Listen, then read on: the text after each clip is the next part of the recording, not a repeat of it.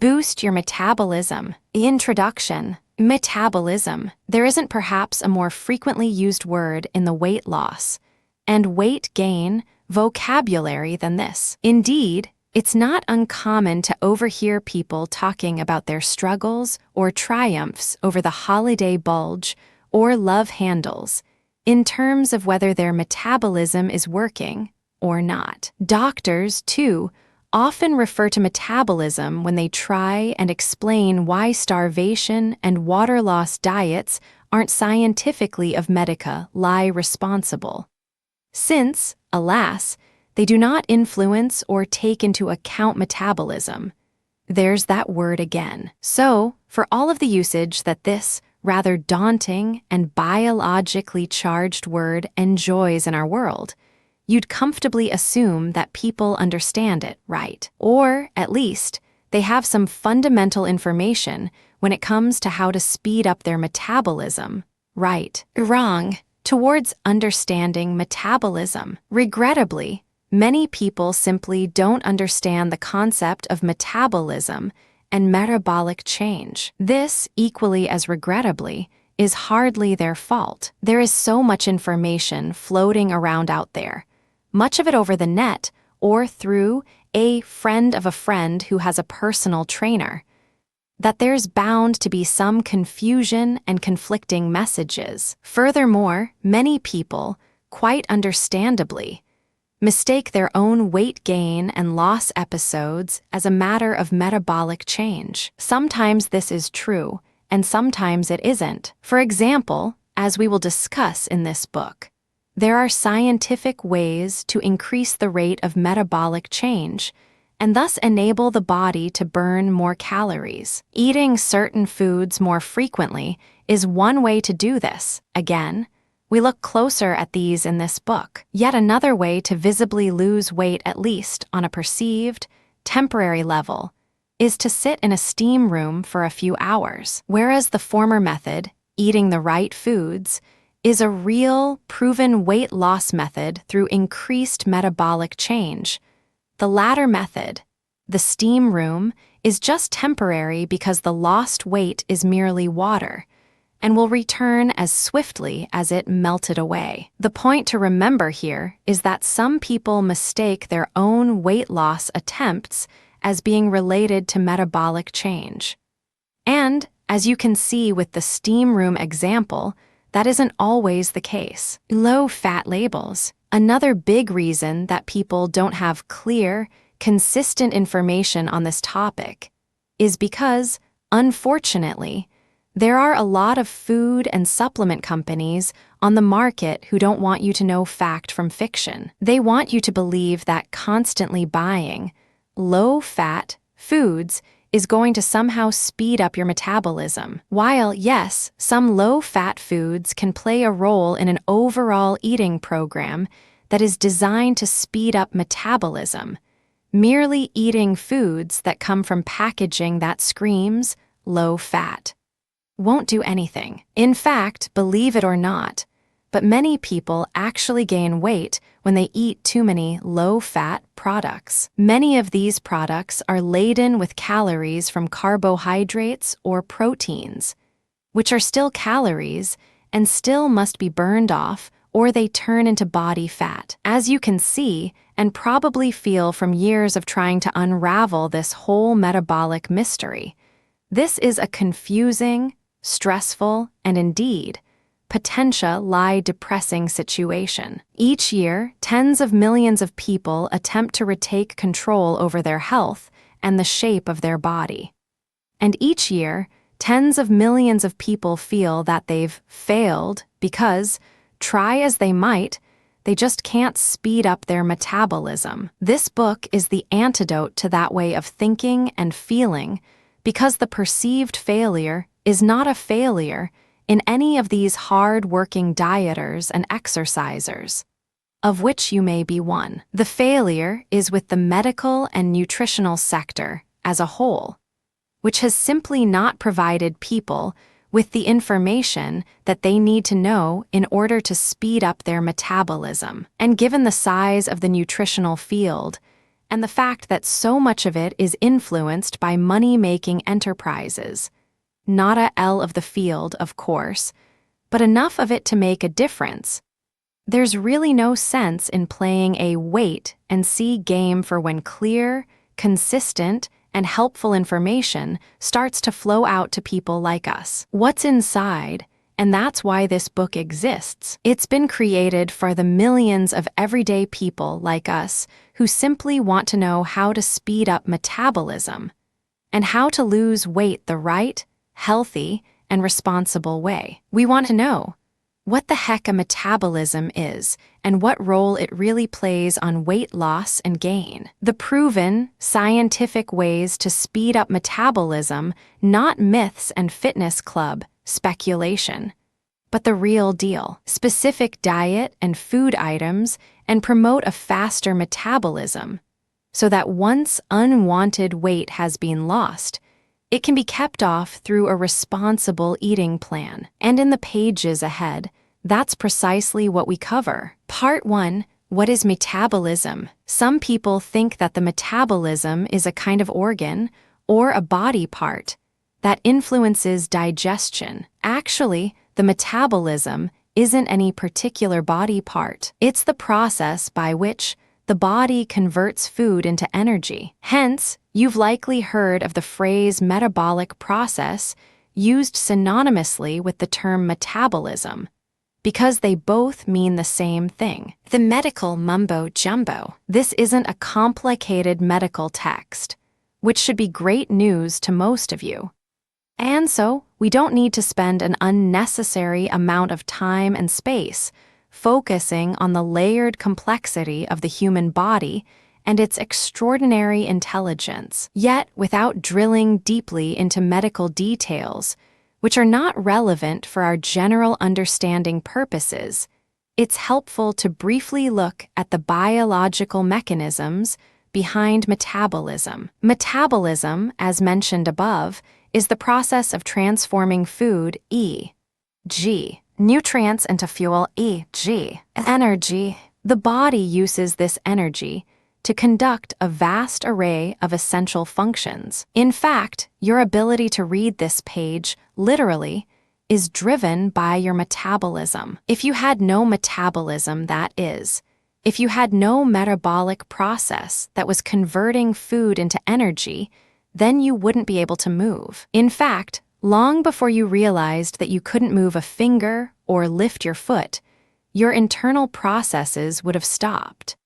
Because the basic building blocks of life, circulating blood, transforming oxygen into carbon dioxide, expelling potentially lethal wastes through the kidneys, and so on, all of these depend on metabolism. Keep this in mind the next time you hear someone say that they have a slow metabolism. While they may struggle with unwanted weight gain due to metabolic factors, they certainly have a functioning metabolism. If they didn't, they wouldn't even be able to speak, because that, too, requires energy that comes from, you guessed it, metabolism. It's also interesting to note that, while we conveniently refer to the metabolic process as if it were a single function, it's really a catch-all term for countless functions that are taking place inside the body. Every second of every minute of every day of your life, even, of course,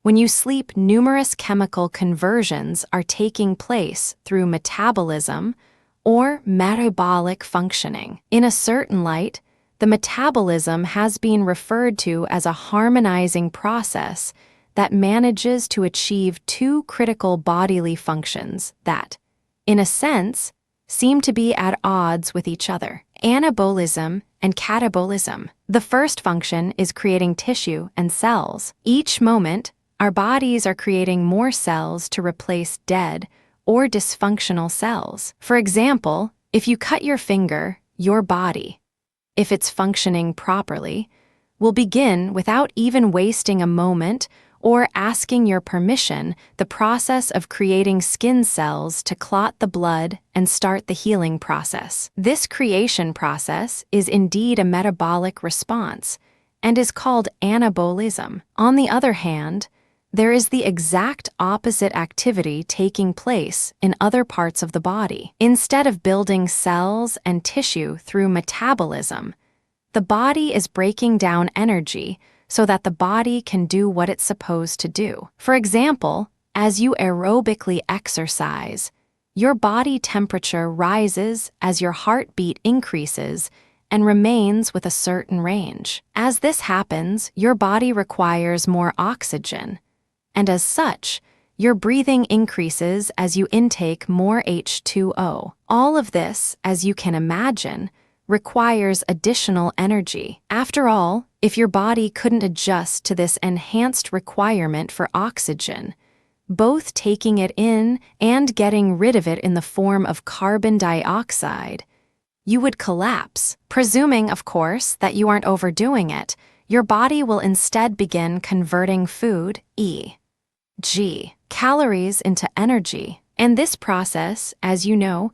is a metabolic process and is called catabolism. So as you can see, the metabolism is a constant process that takes care of two seemingly opposite functions: anabolism that uses energy to create cells, and catabolism that breaks down cells to create energy. Indeed, it's in this way that the metabolism earns its reputation as a harmonizer. It brings together these apparently conflicting functions and does so in an optimal way that enables the body to create cells as needed and break them down again as needed. Metabolism and weight loss. By now, you already have a sense of how metabolism relates to weight loss, catabolic metabolism, or breaking cells down and transforming them into energy. To understand this process even more clearly, we can introduce a very important player in the weight loss game: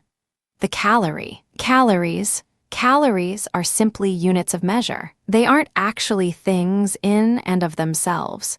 They are labels for other things, just like how an inch really isn't anything, but it measures the distance between 2 points. So what do calories measure? Easy, they measure energy. Yup, the evil calorie, the bane of the dieter's existence, is just a 3-syllable label for energy. And it's important to highlight this because the body itself, despite its vast intelligence, much of which medical science cannot yet understand, only appreciate in awe, does not really do a very intelligent job of distinguishing good energy from bad. Actually, to be blunt, the body doesn't care about where the energy comes from. Let's explore this a little more, because it's very important to the overall understanding of how to boost your metabolism, particularly when we look at food choices. In our choice-laden grocery stores, with dozens of varieties of foods, hundreds, perhaps there seems to be a fairly clear awareness of what's good food and what's bad or junk food. For example, we don't need a book to remind us that, all else being equal, a plum is a good food, whereas a tub of thick and creamy double fudge ice cream is a bad food. Not bad tasting, of course, but really, you won't find many fit people eating a vat of ice cream a day for obvious reasons. So what does this have to do with calories and energy? It's this: while you and I can evaluate our food choices and say that something like a plum is a healthy source of energy, and something else, like a tub of ice cream, is an unhealthy source of energy, the body doesn't evaluate. It sounds strange and amazing, but the body really doesn't care. To the body, energy is energy. It takes whatever it gets, and doesn't know that some foods are healthier than others. It's kind of like a garbage disposal. It takes what you put down it, whether it should go down or not. So let's apply this to the body and to weight gain. When the body receives a calorie, which, as we know, is merely a label for energy, it must do something with that energy. In other words, putting all other nutrients and minerals aside, if a plum delivers 100 calories to the body, it has to accept those 100 calories. The same goes for 500 calories from a small tub of ice cream. Those 500 calories have to be dealt with. Now, the body does two things to that energy. It either metabolizes it via anabolism, or it metabolizes it via catabolism. That is, it will either convert the energy, calories, into cells/tissue, or it will use that energy, calories, to break down cells. Now the link between calories/energy, metabolism, and weight loss becomes rather clear and direct. When there is an excess of energy, and the body can't use this energy to deal with any needs at the time, it will be forced to create cells with that extra energy. It has to. It doesn't necessarily want to. But after figuring out that the energy can't be used to do anything, such as help you exercise or digest some food, it has to turn it into cells through anabolism. And those extra cells, yup, you guessed it, added weight. In a nutshell, and nuts have lots of calories, by the way, so watch out and eat them in small portions. The whole calorie/metabolism/weight gain thing is real lie just about excess energy. When there are too many calories in the body, that is. When there's too much energy from food, then the body transforms those calories into stuff. And that stuff, most of the time, is fat. Sometimes, of course, those extra calories are transformed into muscle.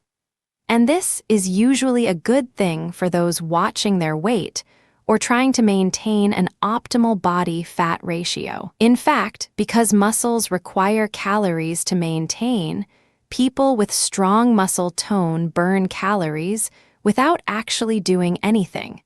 Their metabolism burns it for them. This is the primary reason why exercising and building lean muscle is part of an overall program to boost your metabolism. Because the more lean muscle you have, the more places excess calories can go before they are turned into fat. A final word about fat. There's a nasty rumor floating around out there that fat cells are permanent. And the nastiest thing about this rumor is that it's true. Yes, most experts conceded that fat cells once created are there for life. Yet this doesn't spell doom and gloom to those of us who could stand to drop a few pounds. Because even though experts believe that fat cells are permanent, they also agree that fat cells can be shrunk. So even if the absolute number of fat cells in your body remains the same, their size, and hence their appearance and percentage of your overall weight, can be reduced. Recap. So while we haven't gone into any medical detail, because we don't need to or want to, we have covered some key basics about metabolism. In fact, you probably know as much about metabolism now as many so-called experts. The bottom line is simply that metabolism represents a process, countless processes, in fact, that convert food into energy. When this process creates cells, it's called anabolism. When this process breaks cells down, it's called catabolism. For people trying to lose weight, it's important to experience catabolism. That is, it's important to convert food into energy that is used to break cells down. Catabolism is also important because it prevents excess energy, calories, from being stored by the body. Remember, when the body has too many calories, regardless of what food source those calories came from, it can only do two things. It can desperately try and see if you have any energy needs, like maybe you're running a marathon at the time, or more often, it will have to store those calories. It has no choice,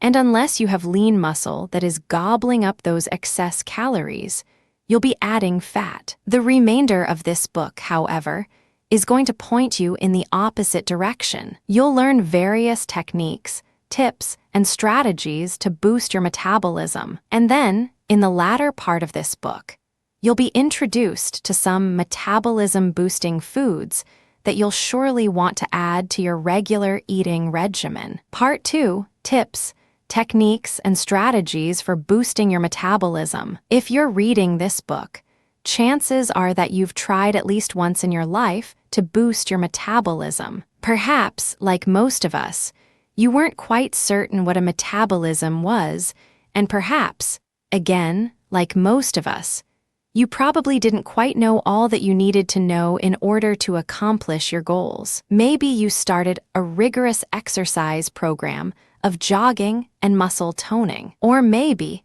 you started eating several small portions a day, rather than 3 large traditional meal-sized portions. Or maybe you started taking all kinds of supplements that promised to boost your metabolism. The thing is that all of these methods can indeed work. Really, exercise, eating strategically, and ensuring that your body has catabolism-friendly supplements are but 3 of many generally good ideas. So what's the problem? The problem is that many of us have no real scientific understanding of what, how, or why these methods boost metabolism. Some of us, in fact, don't really even know if they work.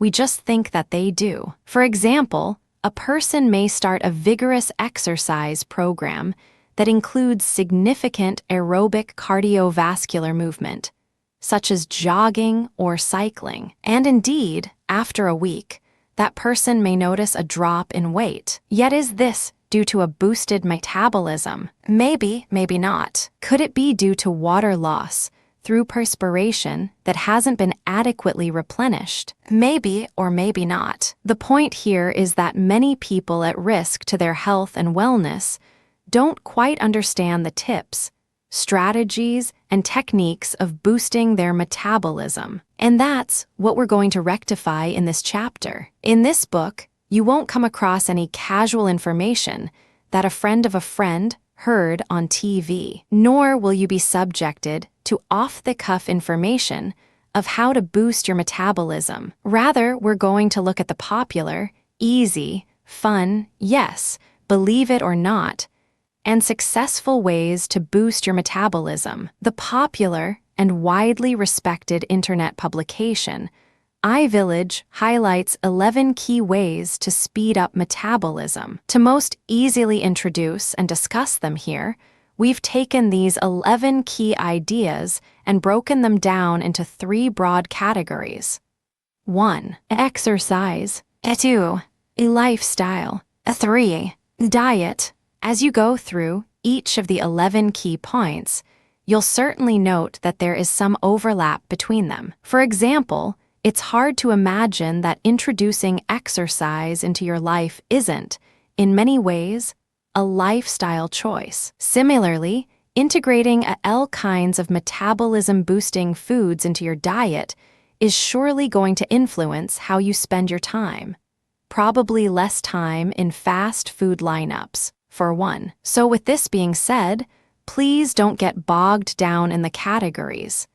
They are merely provided here to help organize these points and to help you easily refer to them in the future. The important thing for you to do is understand each of the 14 points and evaluate how you can responsibly integrate them into your life. Exercise. It's going to be old news for you to be reminded that exercising is a bit part of boosting your metabolism and burning up calories. Unless you're born with one of those unusually active metabolisms, which allows you to, almost freakishly, eat thousands of calories a day without weight gain consequences. You're like the vast majority of us who need to give your metabolisms a bit of a kick through exercising. Now, you might think that cardiovascular, aerobic, exercise is an important part of boosting your metabolism, and you'd be right, provided that, of course, your qualified doctor confirms that you're able to start a program of cardiovascular exercise. This is indeed the place to start. Increasing heart rate, blood circulation, body temperature, and oxygen intake/carbon dioxide exchange all send messages to the system to initiative catabolism, breaking down cells and using them for energy. Yet if cardiovascular exercising is the place to start, does that mean that it's the place to end? No. Many people, who aren't as educated as you'll be when you've finished this book, responsibly start a dedicated program of cardiovascular health. But they don't go any further, not because they are lazy, but because, frankly, they don't know that there is significantly more that they can do in their home gym or at the fitness club that will boost their metabolism even more potently. We focus upon these added activities now below. Build muscle. Many people, particularly some women, are very leery about undertaking any exercise regimen that can lead to muscle building. The old perception was that muscle building leads to muscle bulking, and before long, gorging forearm veins and other unwanted results. This is, frankly, not the case, provided that women aren't supporting their workouts with specific muscle-building supplements. There is no need to be concerned, because building lean muscle won't make them bulk up. Still, however, the question remains, why would women, and of course, men, who want to boost their metabolism focus on muscle building? Isn't cardiovascular exercising the only thing that matters? Again, the answer is no. In addition to a healthy and responsible cardiovascular program, muscle building is an exceptionally powerful way to boost metabolism. How?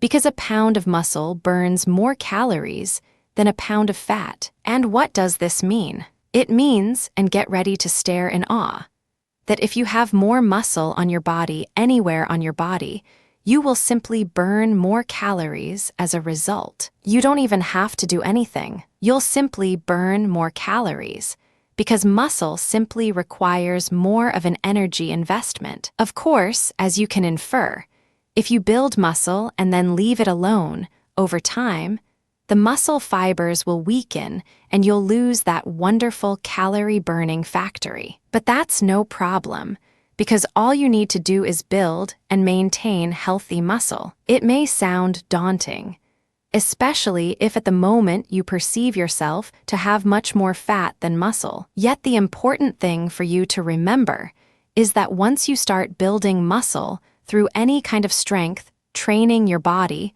will itself start burning more calories. It has to, even while you sleep or go to a movie or read a book. It's like putting your calorie-burning, catabolism program on autopilot. So don't let a little, or even a lot of extra flab at the moment deter you from believing that muscle building is important. Yes, you should enjoy cardiovascular exercise too, because that's ultimately how your body is going to burn existing fat. But muscle building plays a profoundly supportive role in that pursuit, and it's an exponential one too. The more fat you transform into muscle, the more calories you'll burn simply to maintain that new muscle, and the wonderful cycle goes on and on. Interval training, the basic weight loss nuts and bolts behind cardiovascular exercise, or any kind of exercise, really is, as you know, a matter of catabolism. Essentially, if you can engineer your body to require more energy, your body will comply by breaking cells down to deliver it. And that process, metabolism, burns calories. Simple, right? So based on that logic, something called interval training neatly fits in with the overall plan. Interval training is simply adding high-energy burning component to your exercise plan on an infrequent or interval basis. For example, you may be at a stage where you can jog for 20 minutes every other day, and thus put your heart into a cardiovascular zone during this time. This, obviously, is going to help you boost your metabolism and thus burn calories/energy. Yet you can actually burn disproportionately more calories if, during that 20-minute jog, you add a 30-second or 1-minute sprint. Why? Because during this 30 seconds or 1 minute, You give your body a bit of a jolt, not an unhealthy jolt. Remember, we're talking about quick bursts here, not suddenly racing around the track or through the park. By giving your body an interval jolt, it automatically and somewhat unexpectedly has to turn things up a notch. And to compensate for your extra energy requirements, the body will burn more calories. It's essential for you to always keep in mind that interval training only works when it's at intervals. This may seem like a strange thing to say and even difficult to understand, but its actually lie very straightforward. The metabolism-boosting benefits that you enjoy as a result of interval training are primarily due to the fact that your body, suddenly, needs to find more energy. While it was chugging along and supplying your energy needs during your cardiovascular exercising, it all of a sudden needs to go grab some more for 30 seconds or a minute.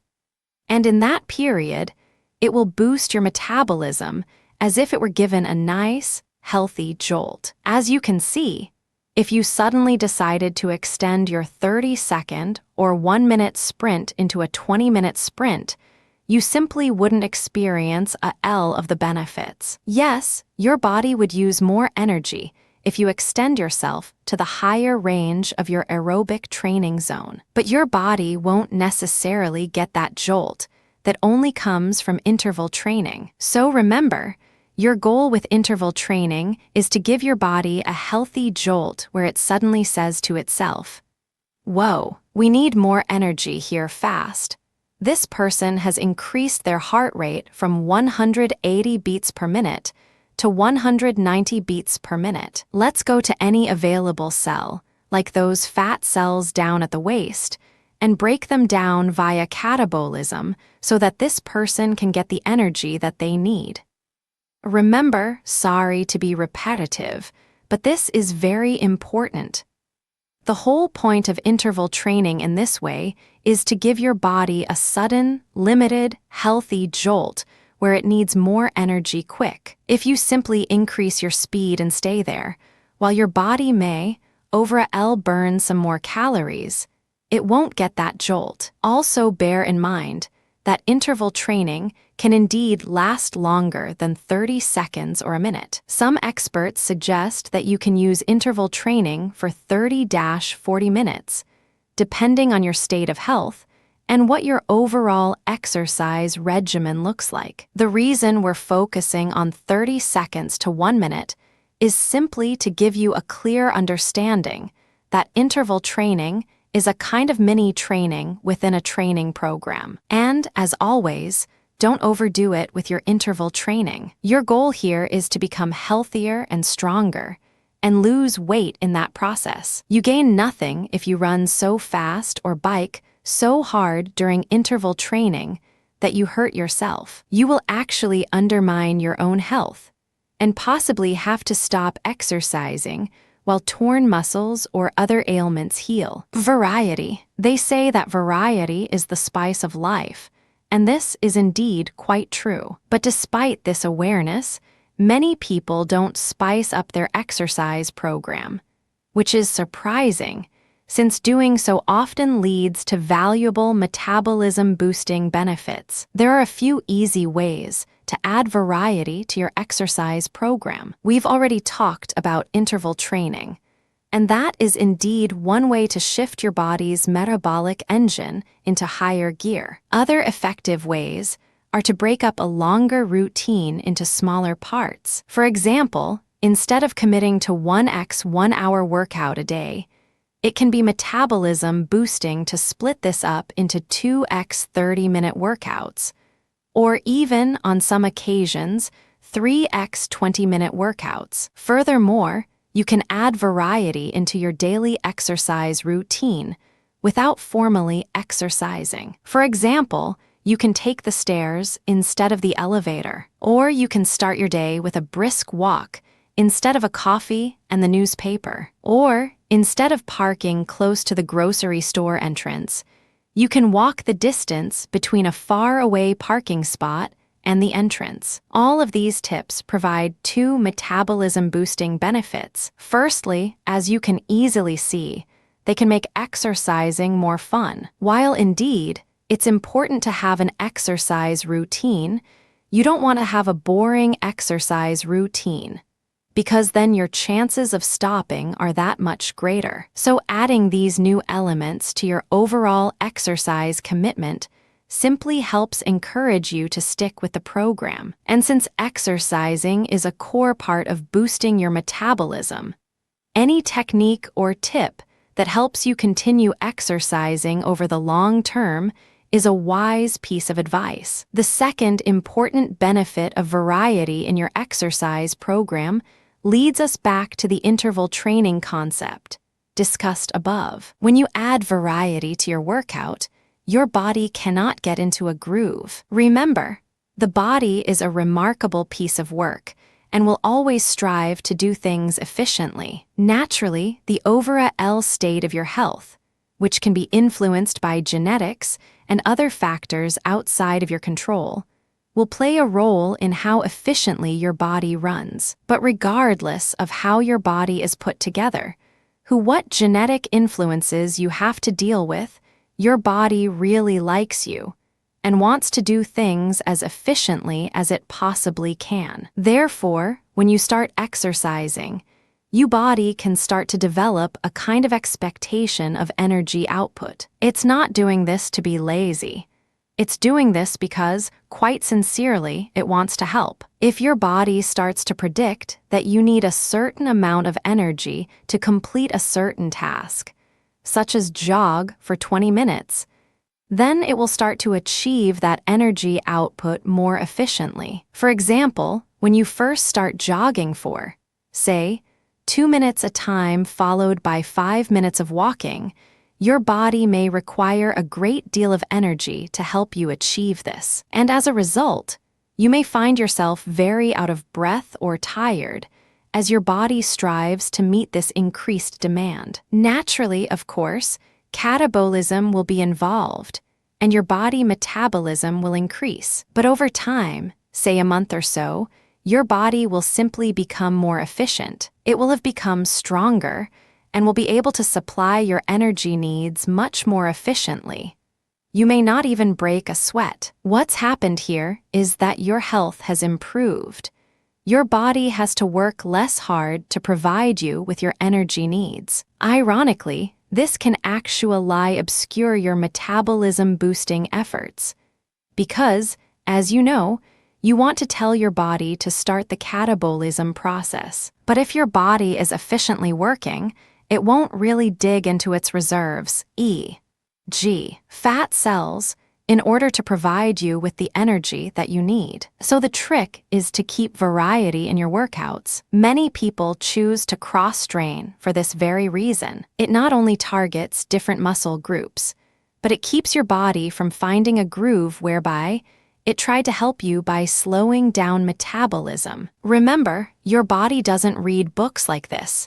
It doesn't need to, and it doesn't care. It has no clue that a speedier metabolism is good or bad. Now, as far as you and I are concerned, we know that a speedy metabolism is a good thing in our weight loss efforts. But your body doesn't make this evaluation, and so it won't turn on its metabolism jets because you want it to. You can't, unfortunately, send a memo to your body and ask it to please speed up metabolism. If you could, then that would be amazing. But that's not reality at all. What we have to do is force the body to say to itself, "Hey, I need to speed up metabolism because this person needs more energy." And one of the best ways for you to force the body to have this kind of thinking is to add variety to your workouts. A lifestyle. When we come across the term lifestyle, we tend to think of the basic day-to-day habits that we rely on,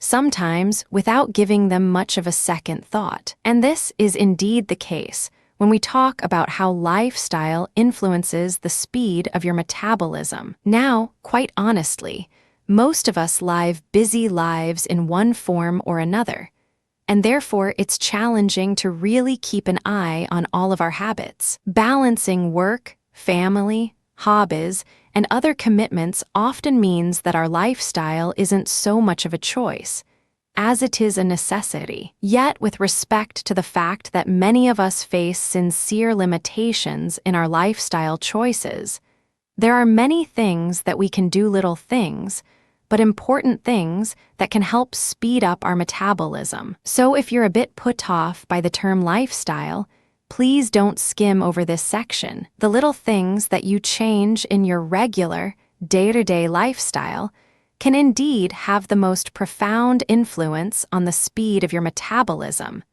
and the achievement of your short and long-term weight loss goals. Get on the wagon. Do you know people who carefully choose low-fat, low-calorie meal choices are very disciplined when it comes to not ordering the chef's special pecan pie for dessert, yet order a glass or two of wine with their meal? Well, unfortunately, these people are really undermining their efforts to boost metabolism. Studies show that drinking alcohol with meals actually encourages overeating, which means more calories that need to be burned away or transformed into fat. Furthermore, many people are simply unaware that many alcoholic drinks are laden with calories, almost as much as sugary-rich soft drinks. A bottle of beer can deliver a few hundred calories, and most cocktails are in the same range. Wine is generally considered to deliver the least amount of calories, but even this is a bit of a slippery slope. 3 glasses of wine can be worth 300 calories that the body simply has to deal with in one form or another. The tip here isn't to stop drinking alcohol altogether, despite the title of this section. If you enjoy alcohol, then there's no particular reason why you have to quit cold turkey, but you will save a bit of money and not consume as many calories. Simply, the call here is that you become aware that it influences your metabolism. If you consume excess alcohol, even without becoming inebriated, you force your system to deal with more calories. And unless you're compensating for these added calories through exercise or muscle building, catabolism cannot occur. Instead, anabolism will inevitably occur, and new cells will be created from those calories,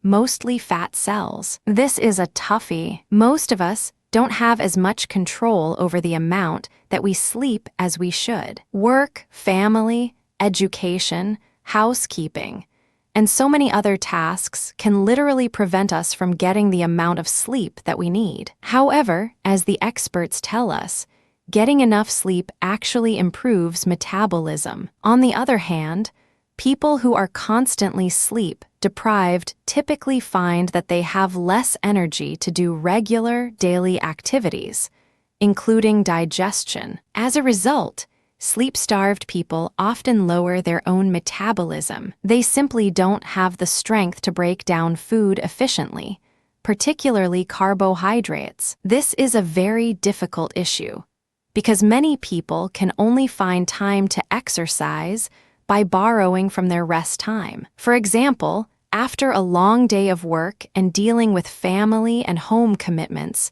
a person may find that the only time they have to exercise and thus boost their metabolism is late at night, say around 9:00 p.m. or even later. So what should one do?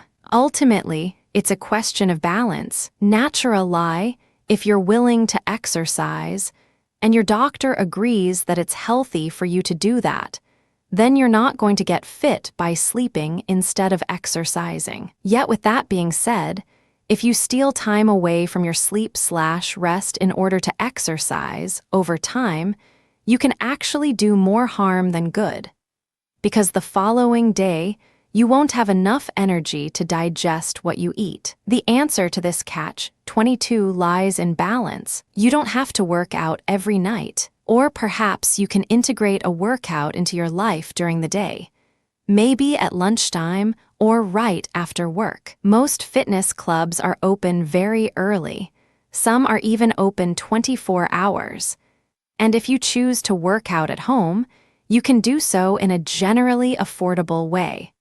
While some machines can cost thousands, basic machines that get the job done only cost a few hundred, even cheaper if they're used. If you find that you have trouble sleeping, then this can also negatively affect the speed of your metabolism, because you won't have enough energy the following day. Insomnia and other sleep disorders are very common problems, and there exists a variety of support systems in place to help people get the rest that they require. Some non-medical tips to help you fall asleep include: don't eat late at night. Try drinking warm milk before bedtime. Don't turn on the TV at night. Try yoga or other stress-relieving practices. Try having a warm bath before bedtime. Don't exercise close to bedtime.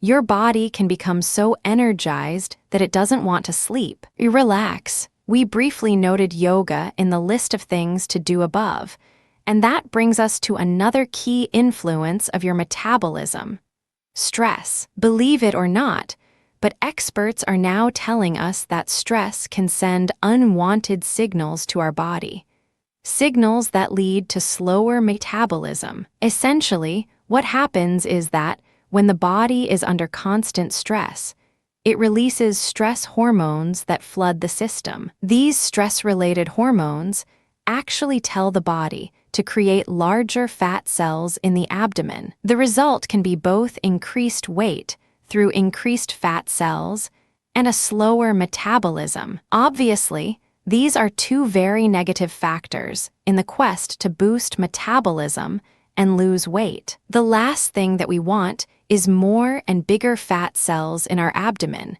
coupled with a diminished metabolism. Yet this is, tragically, what happens to many people who experience constant, continuous stress. And alas, this is many people.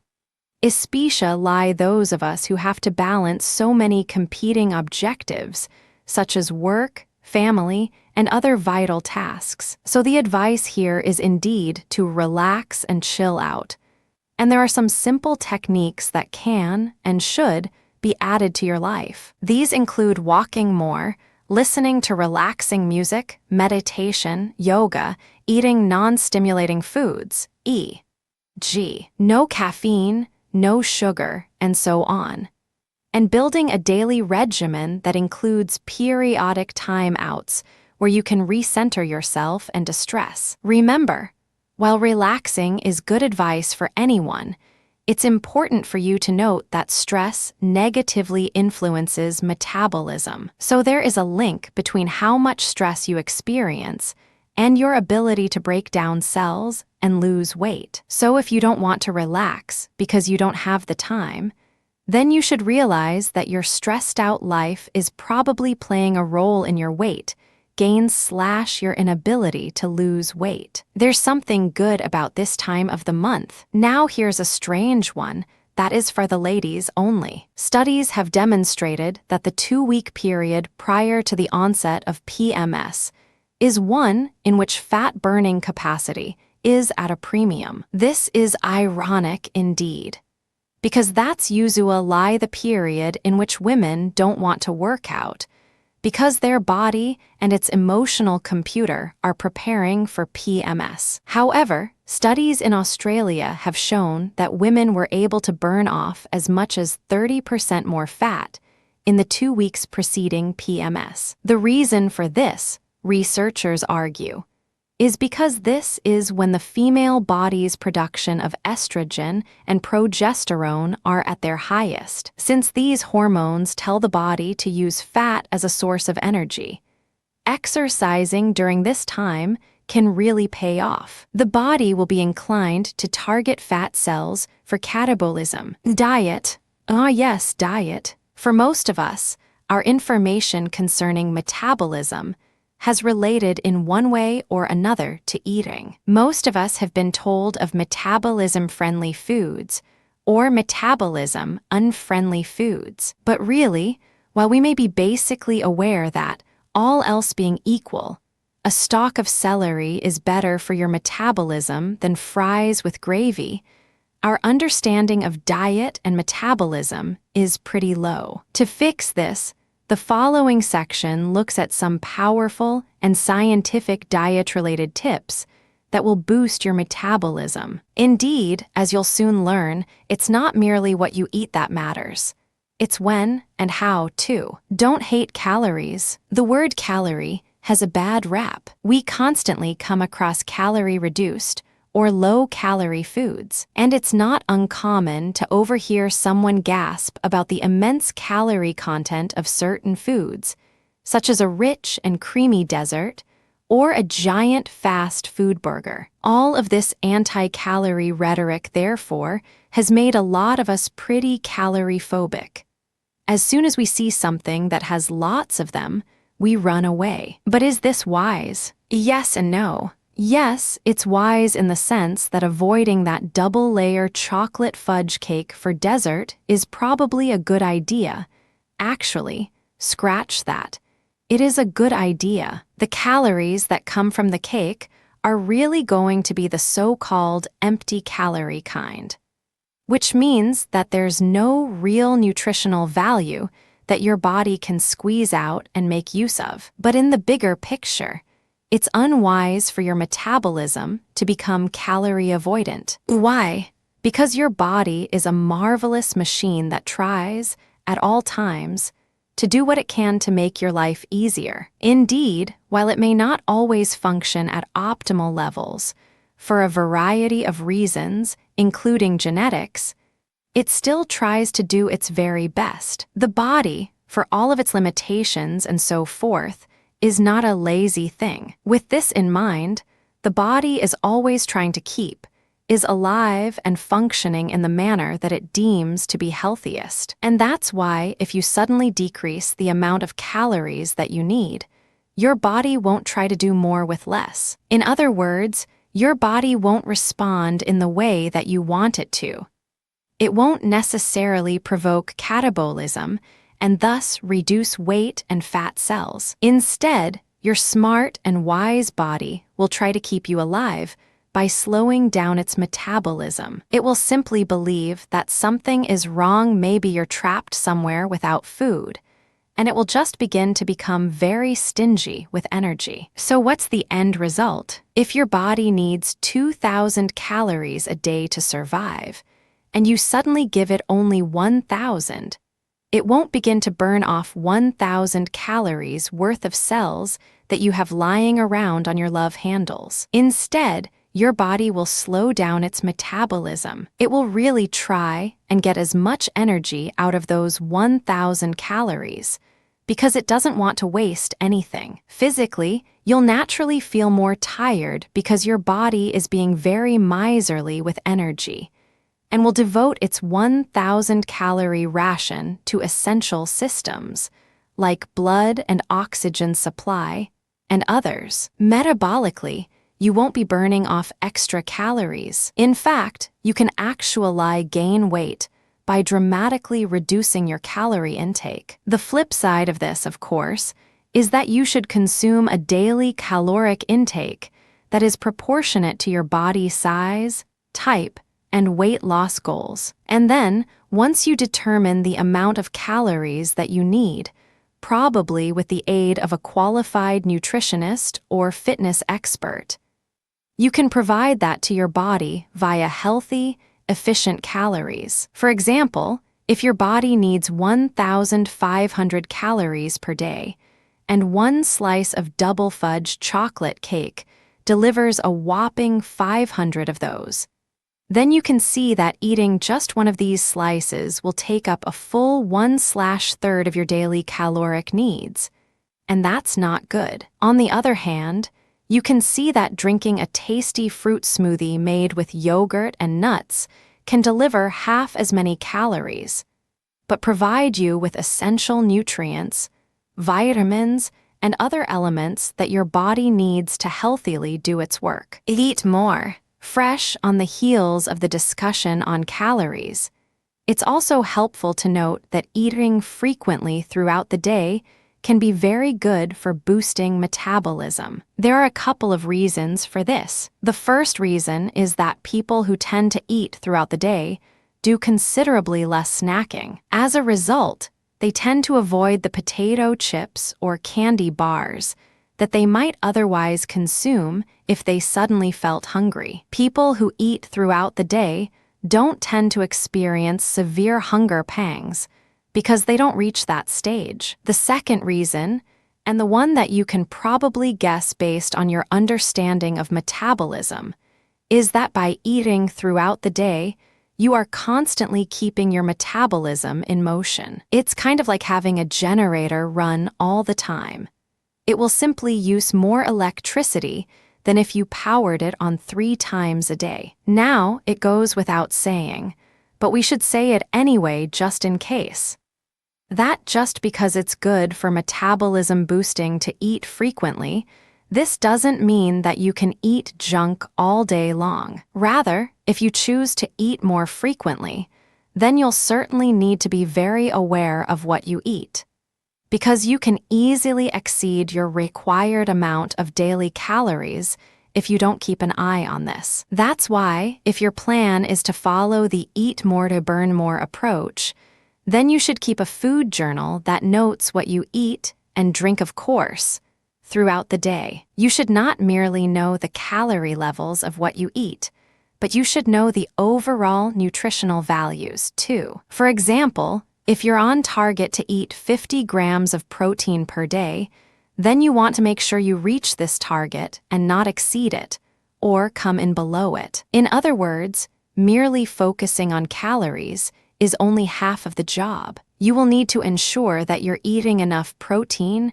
carbohydrates, fats, the good unsaturated kind, and the other vitamins and minerals that your body needs in order to function at optimal levels. Eat early. We've all heard that breakfast is the most important meal of the day, and in terms of boosting your metabolism, this is indeed the case. There are a couple of reasons why eating a hearty and healthy breakfast can boost metabolism and lead to weight loss goals. The first reason is that people who eat breakfast are much less inclined to snack throughout the morning. For example, if you had a good breakfast of fruit and low-sugar cereal in the morning, your chances of visiting the vending machine at work around 10:30 a.m. diminish significantly. Of course, as you recall from our previous discussion on eating more frequently, this doesn't mean that you shouldn't eat something between breakfast and lunch. It simply means that,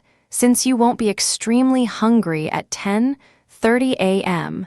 because you skipped breakfast, you'll be less inclined to eat anything that you get your hands on, such as a nice donut that your coworker was kind enough to offer you. In other words, by starting your day in a nutritious way, you'll have more control over what you eat throughout the day. The second reason is more aligned with metabolism boosting. Studies have shown that metabolism slows during sleep and doesn't typically get going again until you eat. Therefore, starting the day with breakfast is like kickstarting your metabolism. You'll actually burn more calories throughout the day simply by eating breakfast. Hey, who knew? Remember, as you eat your breakfast, control both the portion and the contents. You don't want to eat to the point of complete fullness, because, remember, you want to eat throughout the day and you won't be able to do that if you're stuffed. At the same time,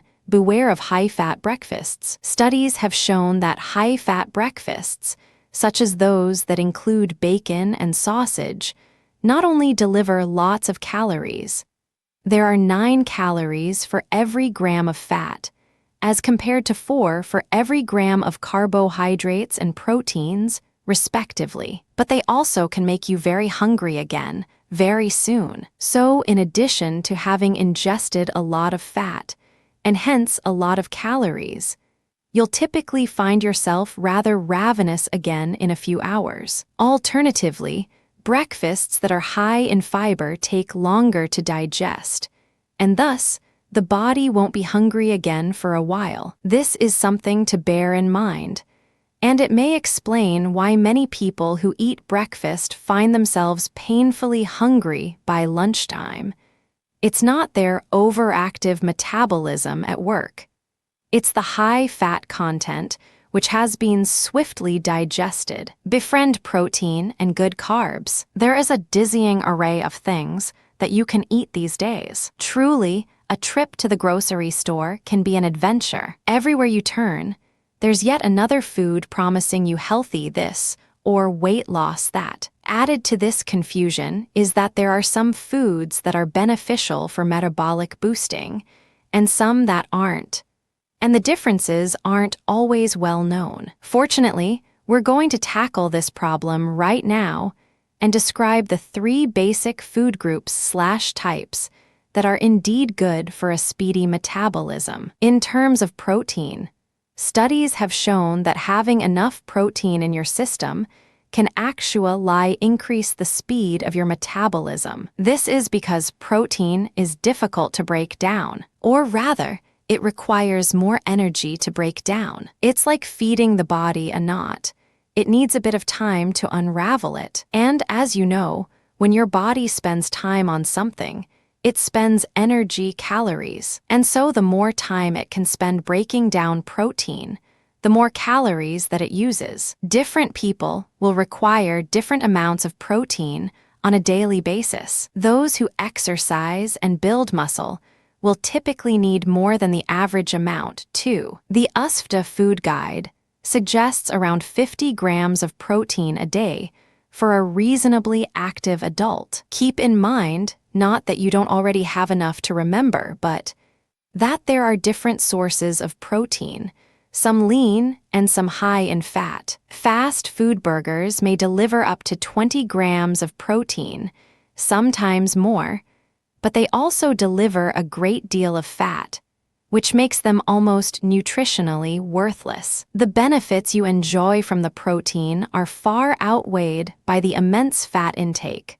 which, for some fast food burgers, can exceed 40 grams. And that's not including the fries. We won't even go there. So the thing to do is ensure that your source of protein derives from lean protein. Typically, protein from some fish and chicken is lean, though not all of it. If you're a vegetarian or simply looking for non-meat lean protein alternatives, low-fat cheese, legumes, lentils, and yogurt are all good sources. Simply check the food labels to determine if the source of protein is lean, doesn't deliver high fat content, or fatty. In terms of carbohydrates, there probably isn't a more battered around micronutrient than this. It's gone from being the greatest thing in weight loss history to one of the most reviled. And really, it's not the fault of the innocent carbohydrate. It's really just a matter of information and knowledge,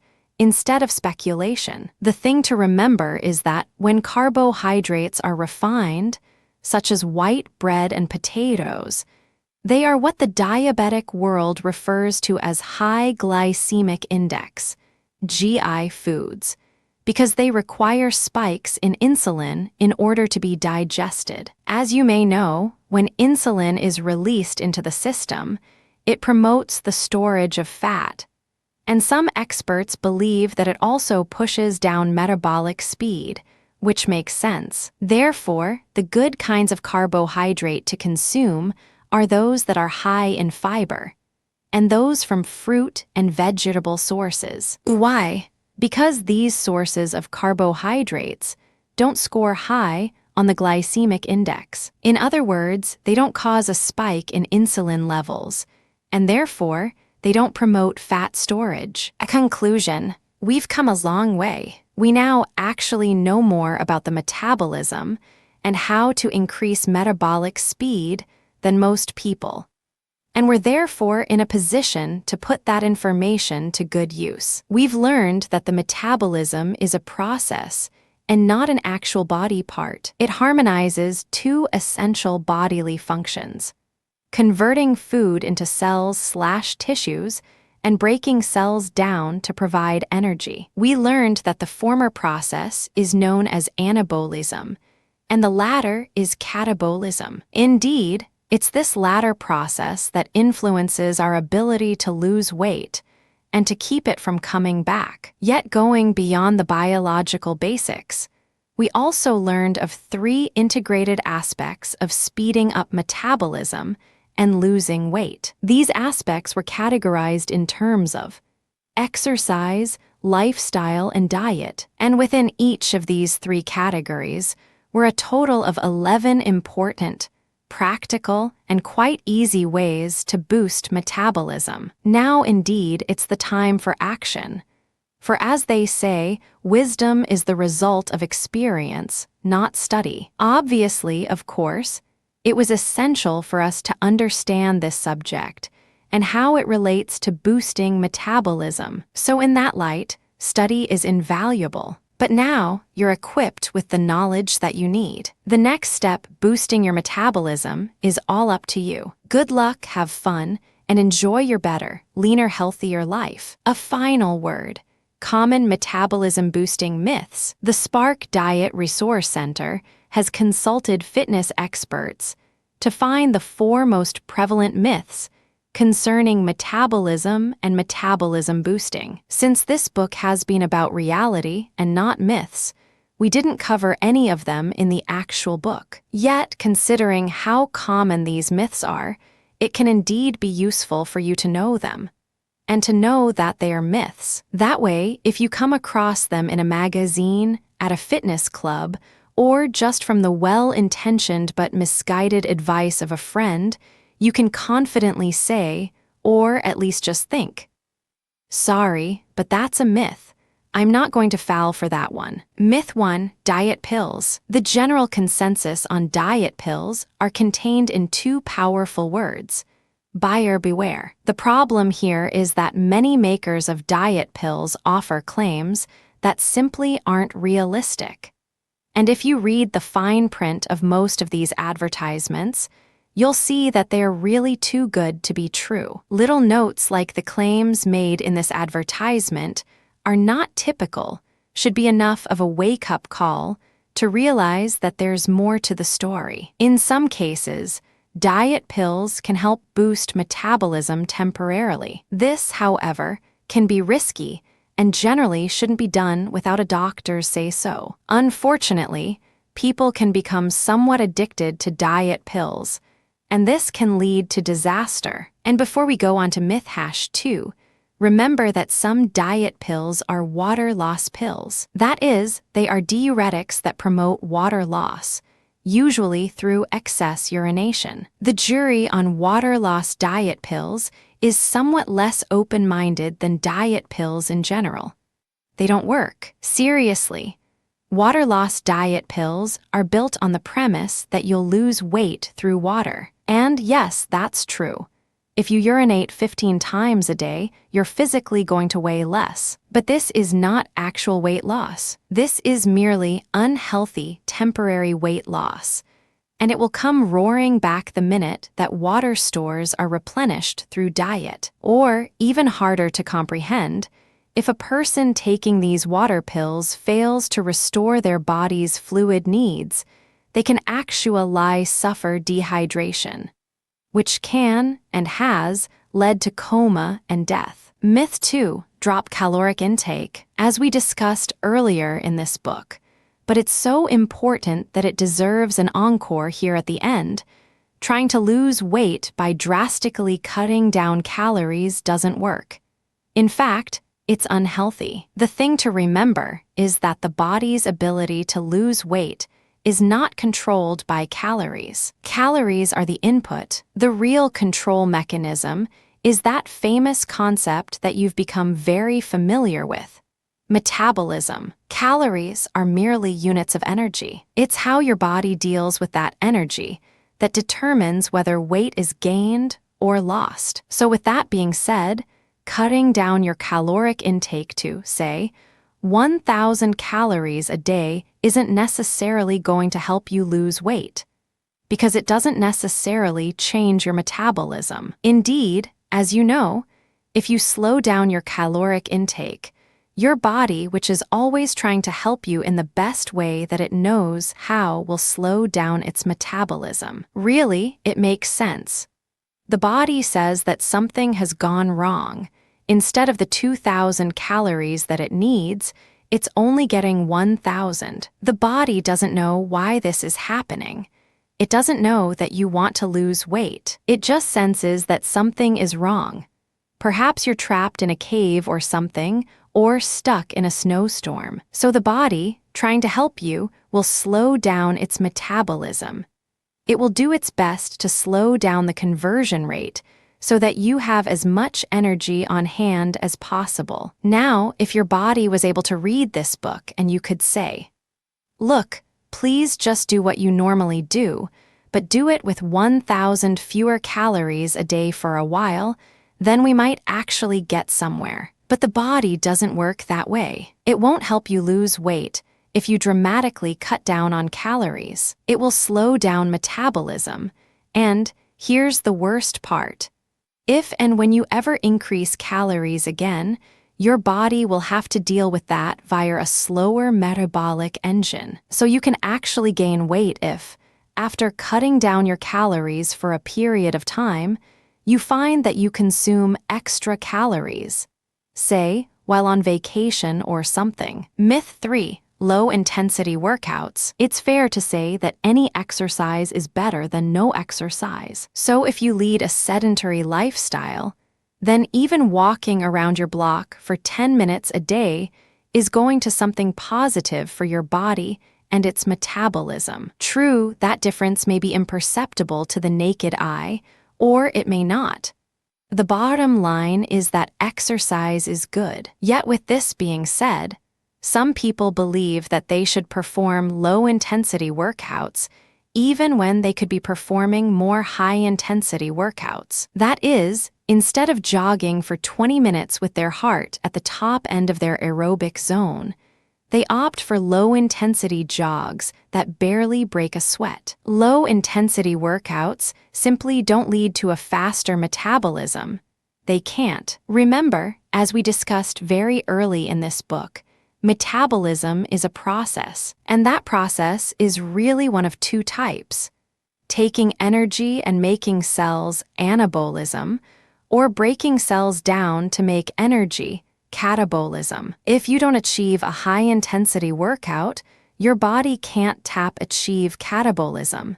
It won't need to, and the only way your body is going to go and break down existing cells is if it needs to. So keep this in mind as you exercise, either at home or at a gym. Low-intensity workouts are better than nothing at all, and they may be necessary if you're recovering from injury or just starting out on the exercise journey. But once you reach a level of basic fitness, only high-intensity, aerobic, workouts will make a difference in terms of your metabolism. High-intensity workouts force your body to find energy to help you maintain that level of exercise, and it does so through catabolism. Myth 4. Too much focus. Speeding up your metabolism and achieving your weight loss goals involved a certain degree of focus. After all, there's a lot of things competing for your attention, including that delicious chef's special pecan pie. And you certainly need to be able to keep your eye on the goal in order to maintain your program. Yet sometimes too much focus can be a bad thing, and some dieters understand this all too well. Remember, speeding up your metabolism is a holistic effort that includes exercise, lifestyle, and diet changes. Focusing on only one of these at the expense of the others, either one or both, can be detrimental. In fact, in some cases, it can be counterproductive. So the myth here is that you shouldn't go all out and focus on becoming an exercise guru, and then move on to lifestyle, and then to diet. You have to integrate all three aspects into your life at the same time. True, based on your unique situation, you will likely emphasize one more than the others. That's fine and normal, but it's a myth and a mistake to ignore any one of these. It takes all three to speed up your metabolism, and to get you to your weight loss goals for the long term. Thank you for reading.